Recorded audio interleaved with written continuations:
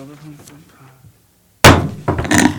everyone. I'd like to welcome you to the October 9th, 2019 meeting of the Ascension Parish Planning Commission. All commissioners, with the exception of Mr. Dumas and Mr. Furman, are present. I would ask everybody please rise for the Pledge of Allegiance. I pledge allegiance to the flag of the United States of America and to the republic for which it stands, one nation, under God, indivisible, with liberty and justice for all. Can we get staff introductions, please? Stacy Webb, Recording Secretary for Planning Commission. Cody Martin, Attorney for the Planning Commission. Jerome Fournier, Director of Planning and Development. Eric Poche, Parish Planner. Lance Brock, Zoning Official. Sean Schroe, Engineering Review Agency. All right, thank you very much. We'll go to item number 6, which is a public comment on any agenda items. We do have some public hearings today, but if you'd like to speak on anything that's not on a public hearing, now is your chance to be heard. Seeing nobody come forward, we will move forward to the chairman's comment. Oh, chairman's comments should have come first, but the chair has no comments, so that's okay. All right, item number 8 is the staff report, subdivision status of October 2019. Staff, please. Before we get to the staff report, I just want to report to the commission that we have instructed our building officials when they're out in the field to look for the trees that we had an issue with before, and they're beginning that process, or have begun that process already, right? Thank you, Mr. Chairman. You folks have in your packet the current updated list of the subdivision status. As always, anything with an asterisk by it has been changed or revised from last month. I did highlight the 2 Black Bayou Estates and Dutchtown Vines, as there were questions about those last month that will be heard in the engineering staff report. If there's any questions, I'll be happy to answer them. What was the change that occurred for Pelican Crossing fifth filing? Pelican Crossing fifth filing had their construction documents for their first submittal reviewed and approved. They applied for a revised set of construction drawings, which they just got approval for because of the changes to the FEMA flood maps. The base flood elevations were lowered, so they wanted to adjust the height that they were bringing the dirt up, and so they had to revise and resubmit their construction documents. Any other questions? If they're lowering it, will they still meet the new guidelines of BFE +2? The guidelines, anything, they had a preliminary plat, the council put an exemption in there. Anybody that had a preliminary plat approved and applied for is exempt, so they would follow under the old guidelines of drainage ordinance that was in place prior to September 27th. Okay. Could we perhaps try to encourage them to stay with the new guidelines instead of lowering another foot? Is that a possibility, or?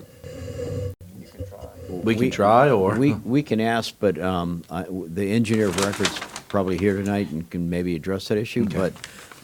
But for the most part, they're meeting the current requirements of the floodplain ordinance, right? We can ask, but it's most likely no. Probably. That's all right. Any other questions on that? All right, before moving on to item number 9, which is the engineering staff report, I do want the record to reflect that Mr. Furman is present tonight. Engineering staff report, Mr. Schroe. Mr. Sherrill has asked that there's no engineering report per se. The items that came up last month, one was a notification of expiration of subdivision preliminary plat approval, 24 months without beginning construction. There were 2 items on there. I noted on the subdivision update on the checklist that Black Bayou Estates did submit documentation, which I gave to Mr. Pryor, and it appears that they met the requirements, that they did start construction prior to the expiration of the 24-month period.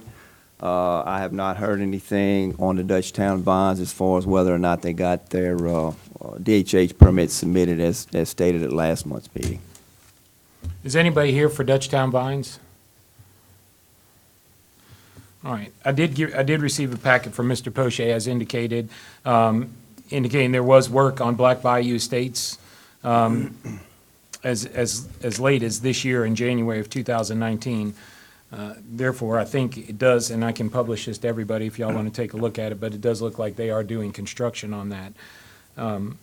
So we don't have anything on Black Bayou Estates. And according to the Land Development Code Title, Section 17-405H1, and I'm going to read this so we're clear on it. If no construction has begun within a 24 months following the acceptance of the preliminary plat by the Planning and Zoning Commission, the owner, subdivider, and/or developer shall resubmit all plats and construction plans to the Planning Commission for review.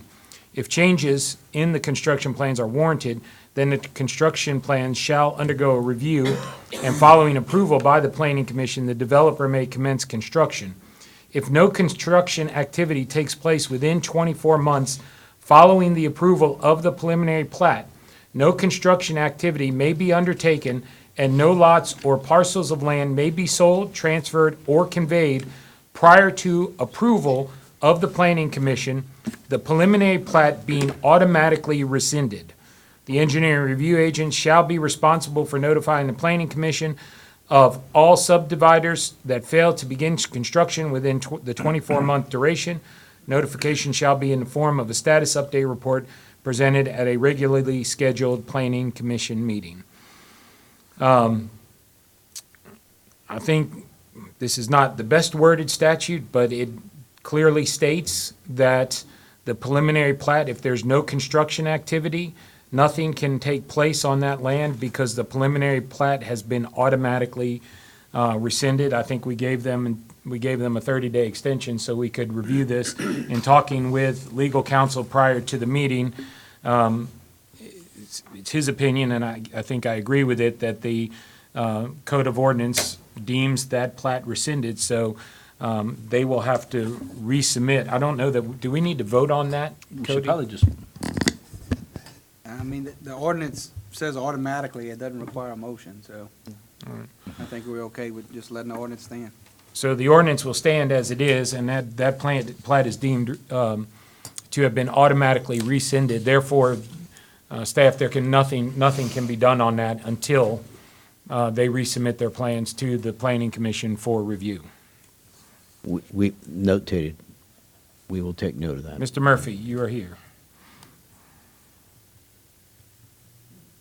Sorry, Mr. Chairman. I just want a clarification that it's Dutchtown Vines only and not. It's not Black Bayou Estates. Yes. We I have just wanted proof. that on the record. Yeah, and Mr. Poche, what you submitted to me on Black Bayou Estates, we'll put that into the record, so that's clear on that. We're talking about Dutchtown Vines only. Okay. I guess, what constitutes construction? Because that's one thing that we had asked for, is something a little bit more specific, that we could even make a recommendation to the council for clarification in our code. I mean, I can give you a stack of case law, 6 inches thick on it. We can work on coming up with a definition and further defining it, but for me to sit here and tell you what constitutes construction, you're not gonna get a clear answer. And Right. Jerome and Eric and I have talked about revising this ordinance to clean up some of the contradictory language and to put in a definition of construction, so we will be working on that. Okay. Do you have any type of time frame that might be accomplished, or is it a work in progress? I mean, I think we could probably get something to y'all next month to send to council on that one. Yeah, if you wouldn't mind, please. Is that, do you think Yeah, y'all can handle that? We'll work with Cody on the language on that. Okay. And what we'd like to do is bring it back to you as a commission, have you take action on that as a commission, and then we'll bring it to the full council, because it is part of the code, and it will have to be approved by council. Right? The only action we can take, though, is a recommendation that the ordinance be amended. Correct. But you Correct. can also suggest a language that should go in that ordinance change. All right, very good. Thank you, Cody. All right, item number 10 is the approval or denial of the minutes and written decisions of the September 11th, 2019 Planning Commission Move to meeting. Moved by Mr. Chasson, is that right? Yeah. Okay, second by Mr. Bishop, all in favor? Aye. Any in opposition, hearing none, motion passes. Item number 11A is a public hearing to approve or deny the following variance request, and this is setback variance in Pelican Point Golf Community, large-scale development master plan, lot 184, Pelican Point Golf Community, third filing by Daniel and Christina Luke.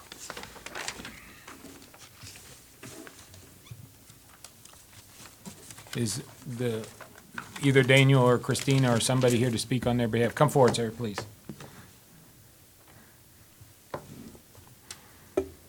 Like to thank the commission for considering this variation.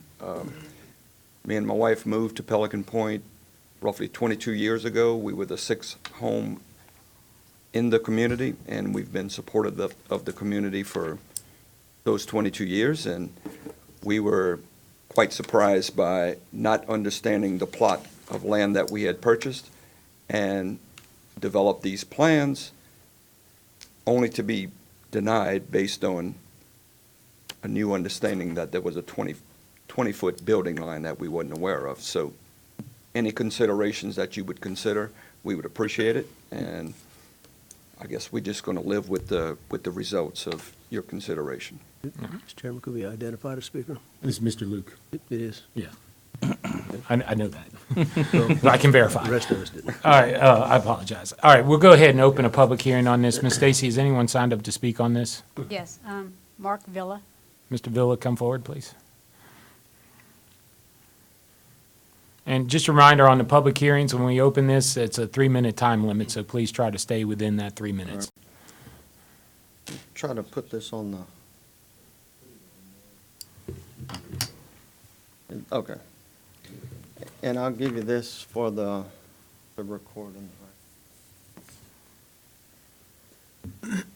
I'm Mark Villa. I'm the chair for the Pelican Point Architectural Control Committee, and I'm here to support this request. If you look at the drawing, they're a corner lot, so visually they have no rear property line. It's really a sideline. I spoke to our board members. I spoke to their neighbors. I've seen the type of construction they've done with a pool and the way they keep up their property. And I'm certain that what they're going to do is going to blend in very nicely, and it would look nothing more than a sideline, two side-by-side houses based on their corner lot configuration. They have three sides, well, two sides and a front. That's, no real backyard, so to speak. So this variance, this is that variance area, it's a 9.6 setback. That's the property line. Let's see, let me come up there. That is considered by rule their rear yard, but it's technically a side yard. So my point is, the architect of Pelican Point that approves the plans approved this plan, and so does the ACC. Thank you, sir. Thank you. Anyone else sign up to speak, Ms. Stacy? No. All right, we'll go ahead and close the public hearing on this. Before I turn it over for questions or comments from the commission, I want to note for the record that I got an email today from Bill Dawson, who is the councilman for that district. He's in favor of this. I will say, as a new resident of Pelican Point, I've seen the plat. I've also driven by this. I see no reason why we should deny this variance request. So with that, and I'm fully in favor of it, but I will open it to any questions and comments. Yes, Jerome. Yes, Mr. Chairman, members of the commission, ordinarily these type of requests would go before the Board of Adjustments, but because this is a master plan for the entire Pelican Point project, it's coming before you. I just wanted to point that out as a matter of clarification. Brian. And being that the ACC and the community and is on board, I can't think of a reason why we would deny this request, but I will open it up to questions, comments, and/or a motion. Well, my concern is setting a precedence for future residents doing Yeah. the same. This is on the side yard, really, the house faces Tescuco, which would make the opposite side the backyard, which is where this goes. And I'm all in favor for what he's trying to do. I'm just concerned about what that would create. So I just wanted to give you a little background, because I'm also the attorney for the Board of Adjustments, and we handle these setback issues on a monthly basis. Right. And these corner lots are pretty much what we see all the time in requests for variances. And typically, they are granted because of the unique situation of the setback on a corner lot, and Lance can probably tell you a little more, but we see these a lot. I know y'all don't see a lot of requests for variances. This is a unique situation because it was a Pelican Point master plan approved by you guys, so. So you don't see it as a concern for, These are Future pretty steadily requests? approved in the Board of Adjustments on these corner lots, so I just wanted to give y'all that background, because I know y'all don't see these a lot. Right. And there's not many, it's a unique lot. I know when we were looking at houses in Pelican Point, there were several like that.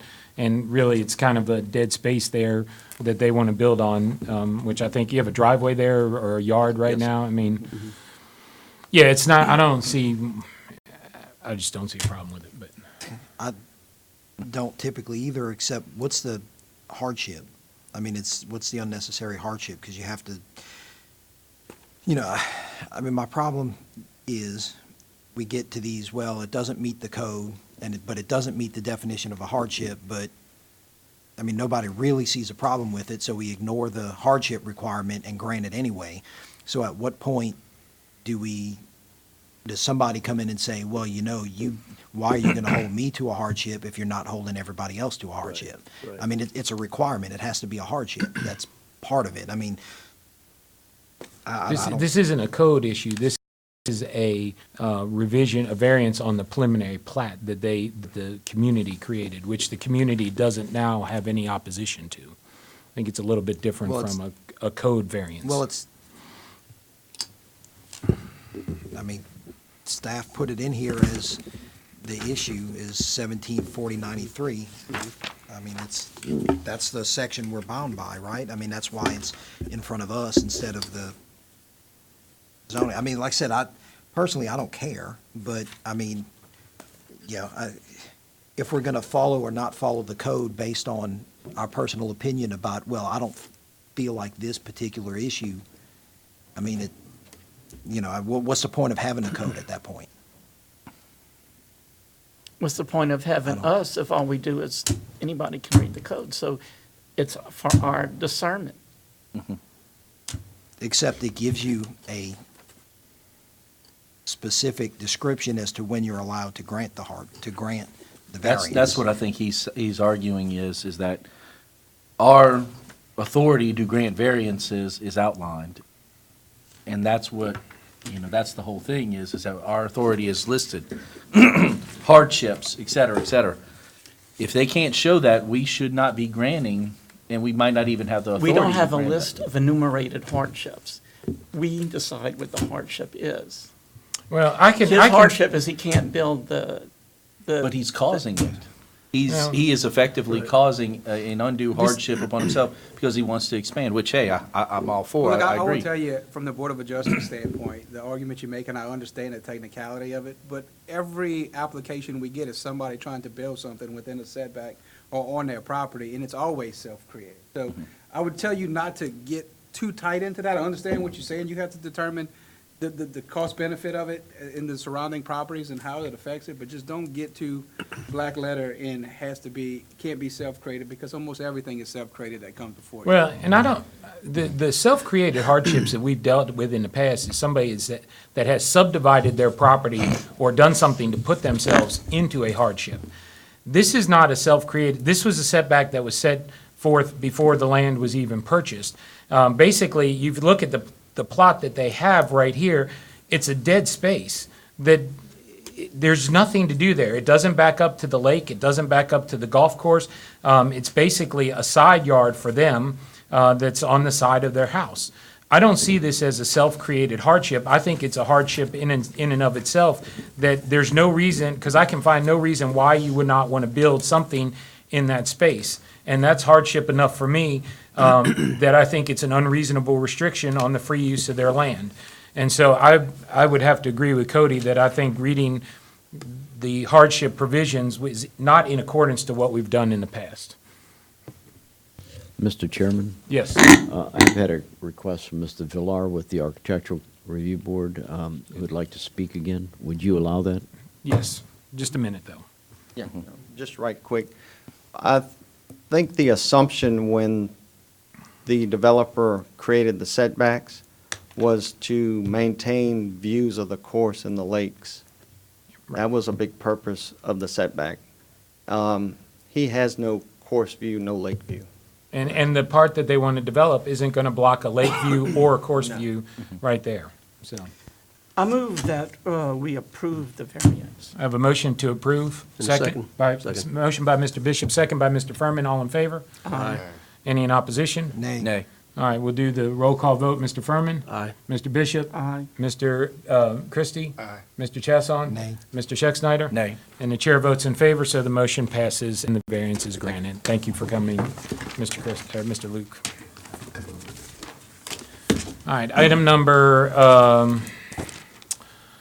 12 is the consent agenda. We have 4 items on the consent agenda.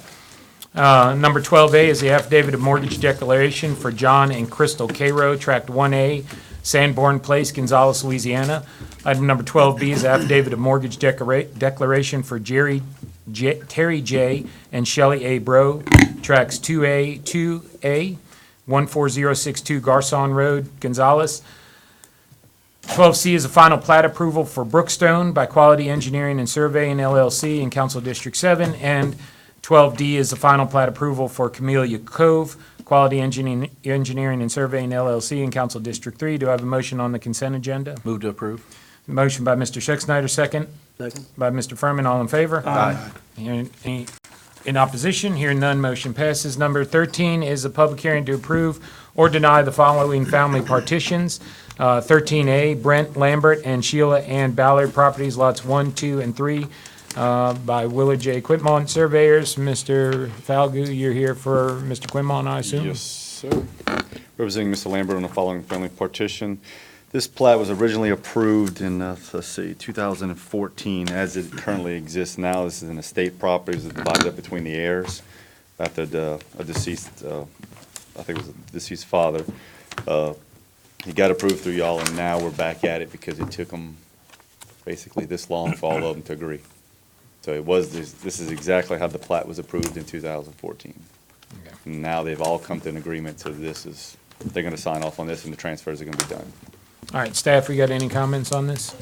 No, just to add to what Mr. Falgout said, he's correct. The plat was originally approved, and then the rules changed. One of the heirs originally got 2 parcels, and that's the variance he's asking for with the approval of this map. And the other is a reduction in the requirement that there be a 30-foot servitude of passage to reduce it to 20 because of the narrowness of the lots. And it expired because they couldn't come to an agreement, and so he's reapplying and asking for the same variances. Other than that, everything's been addressed as far as the plat itself. All right, we'll go ahead and open a public hearing on this. Ms. Stacy, has anyone signed up to speak on this matter? Yes. Glenda Lambert. Ms. Lambert? Good evening, gentlemen. I'm here mainly for clarification.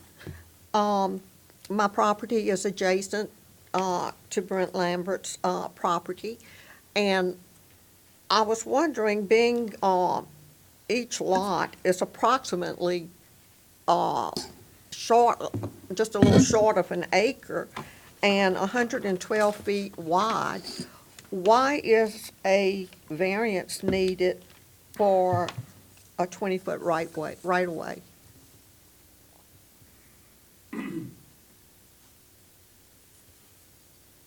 Staff, you want to answer that question? The only answer that I can come to is that from the servitude of passage, there's a requirement that there be a 25-foot setback for any structure that goes on the building. So the wider you make the servitude of passage, the farther back the building line has to go, so it squeezes you to the back end of the lot. That's the only thing that I can think of.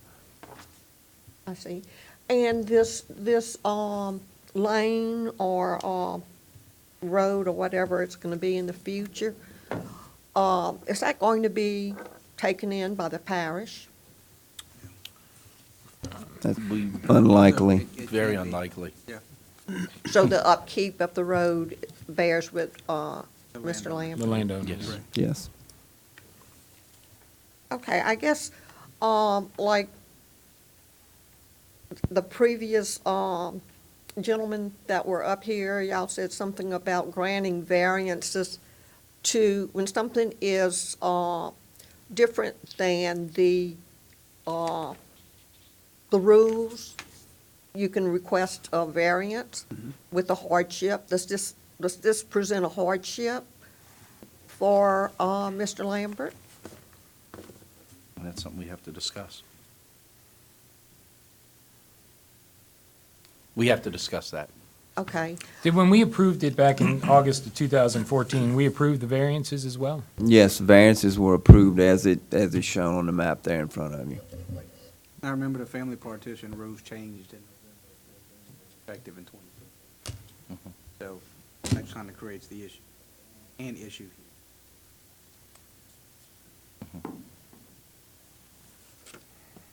Is Mr. Lambert here today? No, ma'am. Oh, I don't know if he's here or not. He's not here. All right. I have concern on, what they plan to do with the land. I mean, I know it's his and he can do whatever, but adjacent to Mr. Lambert's land and my land is a similar strip of land owned by the Shake Snyders. And there are abandoned, I'll give you a few seconds since we stopped to answer your questions, but there's like abandoned trailers. wrap it up quickly, please. Really dumpy-looking houses that are eyesore, and I just hate to see another situation like that on Mr. Lambert's land. thank you, ma'am. Anybody else sign up to speak? All right, we'll close the public hearing on this. All right, Mr. Falke, you want to address the variance request and the change to Like I the? said, this is exactly as it was approved in 2014. This is, the heirs have taken this long. They had they agreed upon them, everything was getting worked up to get the transfer's name in 2014, and then the siblings, civil rivalry, I guess. And now it took till now, till they finally agreed this is the way it's going to be. Any So like I said, questions the or paperwork's comments? in the work to do the transfers, everything. They're just waiting to get a signed copy. But the rules for the family partition in the interim changed. So specifically with regards to one person retaining ownership of two parcels of property in a family partition. There's only two heirs of the property, and it's all estate property. But being his lots are contiguous, why couldn't he just take them as one lot? That's kind of. Yeah, because, Well, they inherited the property, so I would envision that he'd probably going to be building on lot 2 and trying to sell the front lot. and that's, He owned the property as, he's living in the current residence when he inherited the property. and that's kind of why the rules were changed, right? Was, No. I mean, because you can't, isn't that why it was changed as far as to prevent somebody from creating a subdivision or without going around the subdivision regulations by This is subdividing? this is the, what is, I think this was the father's house in the front. So he inherited the father's house. He wants to build in the back, and they want to sell the father's house. Oh, the father had passed away? Yeah, I think it was either the father or the mother that passed, inherited it. What's that? Yeah, both? they're both deceased, yeah. So they, Wow. it was their house up in the front, and they inherited the property, want to sell the house so he can build in the back. So in the will, he receives the house up in the front.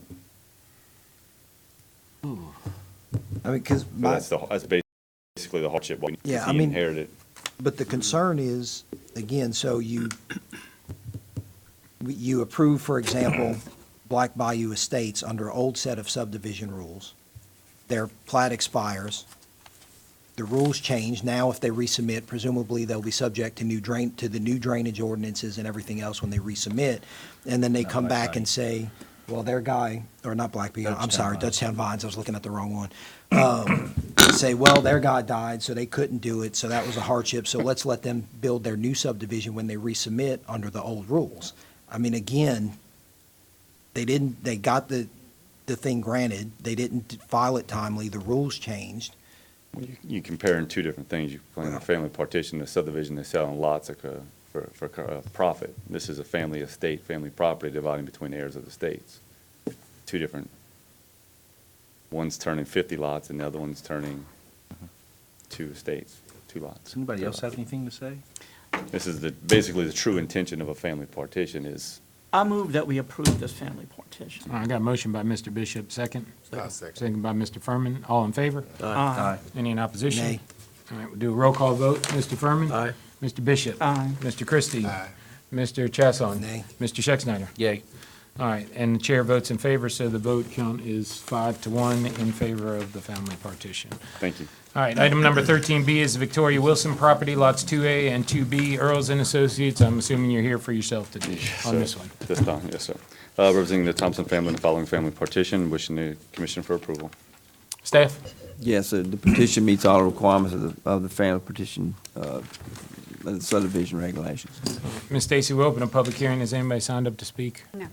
All right, we will close the public hearing. Any questions, comments, and/or motion? Move we approve. Motion to approve by Mr. Furman, second by Mr. Schexnayder. All in favor? Aye. Any in opposition? Hearing none, motion passes. Thank All you. right, we are at the end of our agenda. We will take a brief break upon a motion Motion to to adjourn and come right back in a few minutes with our zoning meeting. Motion to adjourn by Mr. Schexnayder. We'll be back in a second. Thank you.